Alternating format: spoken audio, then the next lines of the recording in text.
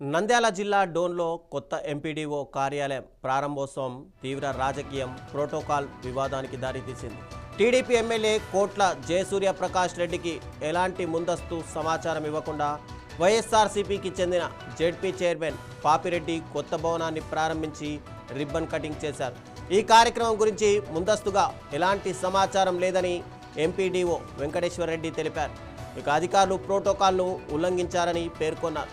Protocol నిబంధనలు పాటించకపోవడంపై జిల్లా పరిషత్ సీఈఓకి అధికారికంగా ఫిర్యాదు చేయనున్నట్టు ఎంపీడీఓ స్పష్టం చేశారు. ఇక స్థానిక ఎమ్మెల్యే లేకుండా సమాచారం కూడా ఇవ్వకుండా ప్రభుత్వ భవనాన్ని ప్రారంభించడంపై టీడీపీ శ్రేణులు నిరసన తెలిపాయి.